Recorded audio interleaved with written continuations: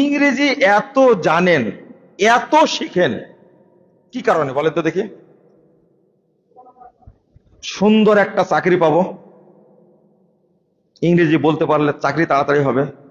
2, freelancing, এটা করতে পারবো। ইংরেজি ভালো বলতে পারলে সমাজে আমার কি হবে? দাম হবে। ভালো করে বুঝুন কথাগুলো কিন্তু। ইংরেজি বলতে পারলে আমার সম্মানটা বেশি হবে, আমার ছেলে ইংরেজিতে বক্তব্য রাখতে পারে।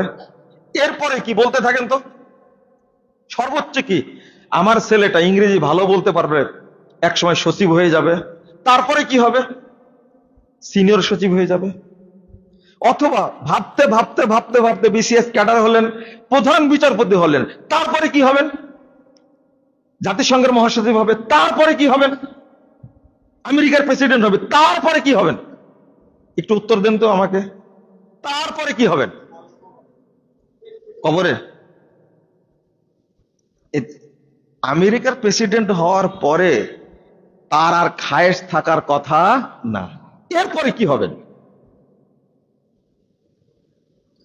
আপনি আমাকে এই যে ইংরেজিটা শিখলেন, যে নিয়তে শিখলেন, ছোট থেকে বেসিক তৈরি করতে হবে ইংরেজিতে, আমার ছেলে সব বিষয় ইংরেজিতে পাকা হবে, উদ্দেশ্যটা কি? আমেরিকার প্রেসিডেন্ট হওয়া কমলা হ্যারিস যখন হতে পারেনি ইন্ডিয়ার হয়ে, আপনার বাংলাদেশে হওয়া এটা সম্ভব না, অন্তত কয়েকশো বছরে সম্ভব না, এটা মনে রাখেন। এরপর আপনি কি হতে চান? হলেন আপনি 500 বছর পরে আমেরিকার প্রেসিডেন্ট হবে, হয়তো বা বাংলাদেশে কোনো লোক হবে, ট্রাম্পের মতো সন্ত্রাসী হবে, হতে পারে, কোনো সমস্যা নাই। কিন্তু তারপরে কি হবেন? এত ইংরেজি শিখলেন, উদ্দেশ্য সব কি? দুনিয়া। সব কি বুঝাতে পারলাম? এটার এক কানা কড়ি মূল্য আল্লাহর কাছে আছে?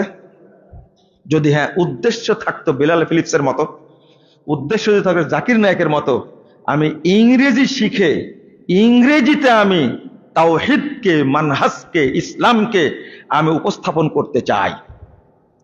যারা আমরা শিখছি, ইংরেজি পড়াচ্ছি বাচ্চাদেরকে, একজনেরও কি এই উদ্দেশ্য আছে? একজনের না। আমি পাইনি। হলো, আপনি আপনার মেয়েটাকে ইংরেজি শিখাচ্ছেন, উদ্দেশ্যটা কি? উনি আন্তর্জাতিক দায়ী হবে? আমার নিয়াতের সাথে আপনার নিয়াতটা মিলছে কিনা জানি না। সবগুলো দুনিয়া চিন্তা ভাবনা, সব দুনিয়ার চিন্তা ভাবনা। এই চিন্তা করে লাস্ট ফলাফলটা কি হচ্ছে? রাসূলুল্লাহ সাল্লাল্লাহু আলাইহি ওয়াসাল্লাম বলছেন,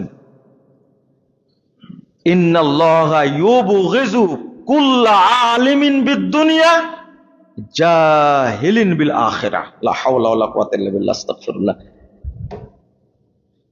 রাসূল সাল্লাল্লাহু আলাইহি ওয়াসাল্লাম বলছেন, নিশ্চয় আল্লাহ তাআলা গজব নাজিল করেন যারা দুনিয়ার ইলমের ব্যাপারে পাগ্য, অভিজ্ঞ, জ্ঞান রাখে, কিন্তু আখিরাতের ব্যাপারে, দ্বীনের ব্যাপারে জাহেল, আল্লাহ তাদের উপরে গজব নাজিল করেন। আল্লাহ গজব নাজিল করেন। আপনি এখান থেকে বাঁচতে পারবেন না, আপনি এখান থেকে ধোঁকা দিতে পারবেন না। ইয়ালামুনা যাহিরাম মিনাল হায়াতিদ দুনিয়া ওয়া হুম আনিল আখিরাতি হুম গাফিলুন।